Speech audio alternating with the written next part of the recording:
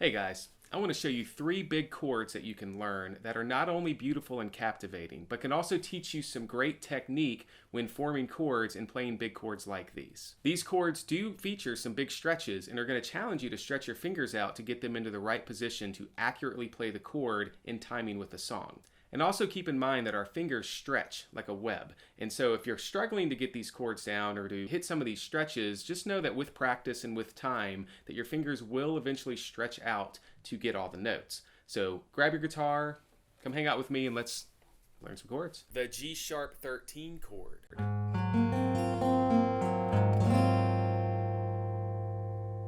I first heard the chord used by Tommy Emmanuel on a song called To Be or Not to Be.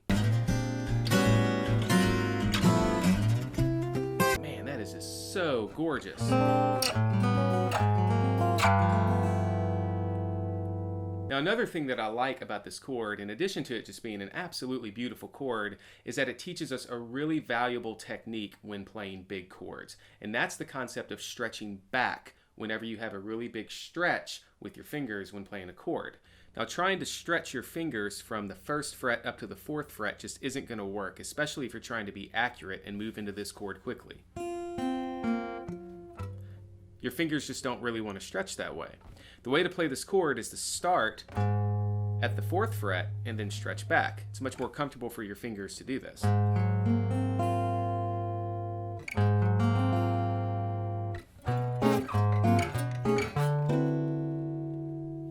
Now, it is possible to play a 13 chord differently than this big shape. I could play it in a jazz shape, such as this, where my pinky is playing the 13 here on the 2nd string. But one thing that's missing from this chord is the 9 in the chord. So I have the G sharp, I have the 7, I have the 3rd, and then I have the 13th, right? So if I want to add the 9, I have to flatten the pinky down to grab that note. Now, one thing about this is that with the 9 as the highest pitched note, it accentuates that note, making it kind of the key flavor of the chord. And I don't want that in this particular 13 chord. So if I stretch back, the 13 is our highest pitched note, and then the 9 is here in the middle, just adding some color to our chord that is really focused on this 13.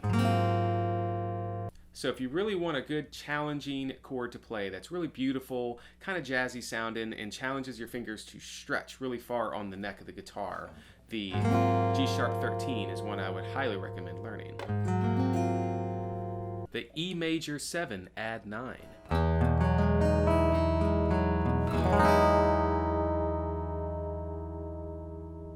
Now, this is quite possibly my favorite chord on the guitar. It's so beautiful and so angelic, and it makes me think about ascending into heaven whenever I hear it played.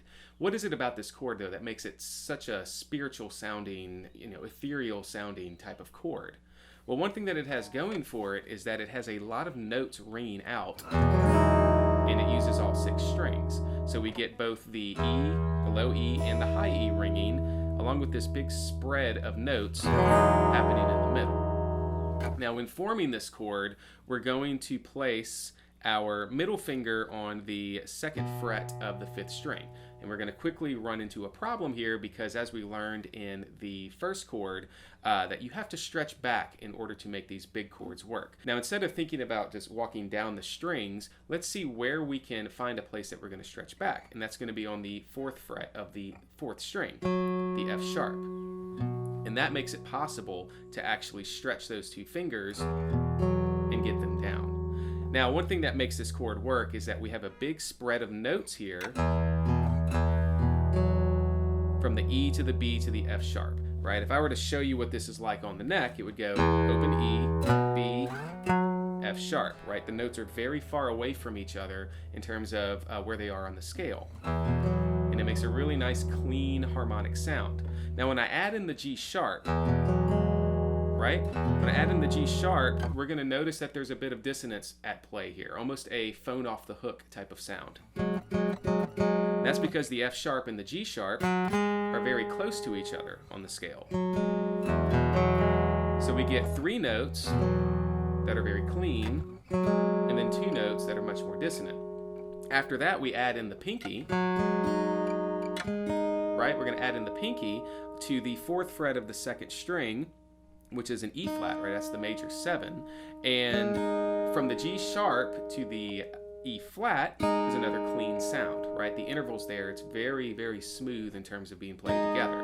But when we add in the final note, the high E string, we get our most harsh form of dissonance in the chord, with those notes being literally right up against each other, an E flat and an E. But when you play all this together, it just sounds really, really beautiful. Now, an additional thing that I like about this chord is that it is actually building on our basic open string chords that everybody learns when they first learn guitar, right? Because what I'm doing is I'm just complicating a regular E chord, right? I have an E chord, E shape, however you want to refer to it, and then I'm adding notes to it, right? I'm adding a 9, I'm adding a 7, a major 7, right? But I'm still utilizing the concept of it being an open string chord. And this is something that could work for other chords that we've learned with those open string chords. Say for a C, for example, right? I could add a pinky, say, to the 4th fret of the 4th string, right? Or how about with an A minor? I'm going to keep my A minor shape in the open position and add the pinky to the 4th fret of the 3rd string. Really opens the chord up, gives it a different flavor, different color to it. And so if there was one thing I would take away from this chord, in addition to it being a beautiful chord to learn, it's that we can take those chords that we learned in the beginning of our guitar playing and do some things to complicate them while maintaining the shape, and just kind of fiddle with it some and get some really interesting, beautiful chords out of it. The B11 chord.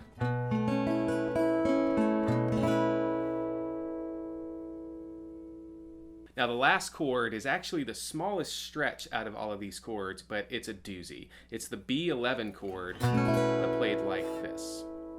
Now if we want to get a feel for this chord, we could play it as an A11, where we don't have as big of a stretch with the thumb because we can play the open A string. What this is an F shape, right? If you're playing just an easy F shape chord, and move it up 5th fret on the 4th string, 3rd fret on the 3rd string, 3rd fret on the 2nd string, and then putting your pinky down 5th fret 1st string, right? You have this kind of F-shaped chord, and then adding an A to it, you get this sound. Now if we want to move this chord without cheating with a capo, we're going to have to use our thumb to play the bass note, and this is where it gets really challenging. So if I'm going to play it as a B, I'm going to start with my thumb on the B. And what you're going to quickly notice is that, unless you've got like super, super long fingers, is that everything's going to feel kind of squished, especially your first finger. But try to get that ring finger up, playing the 4th string at the 7th fret. And then you're going to put the middle finger on the 3rd fret of the 6th string, and then you're going to flatten your first finger on the 1st and 2nd strings on the 5th fret. Okay? Now, flattening that finger is really important in terms of forming this chord, because you're not going to be able to really get your fingers around the chord if you're using the tip of the first finger and then the thumb coming up to try to grab it. It's not going to work. But if you flatten it and kind of like you're squeezing an orange, you're going to have a better time. Now from there, you add the pinky, which should be kind of squished, wanting to go down to the string anyway. Now I can move this 11 chord anywhere, right? I can do a G sharp one, a G one, I can squeeze the C sharp one there, right? I can move that around, and it really gives me a really nice sound. So there you go. There are 3 big chords I do think you should know, because they're gorgeous chords, but also because they teach you some technique for playing chords. Whenever you get introduced to a new chord that seems really big and really difficult to play, you can think about the stretch back method. Whenever you're looking at ways to add to your existing chord repertoire, say you just know the open chords and you're trying to think, I want to do some more interesting things, use the E major 7 add 9 technique of just complicating those open chords by adding some fingers here and there, and see if you can come up with something that's a little bit more interesting. And finally, using your thumb to find a new way to play a chord shape and to add some different color to the chord can be a really good thing to do. So with that 11 chord, add the thumb. Say I wanted to play, you might have tried this one, adding an F sharp over the D, a D over F sharp type chord. So that could be an option for you as well. So I hope you got something out of this video. Please subscribe to my channel if you want to hear more guitar music and learn some more things about guitar. And I hope to see you soon.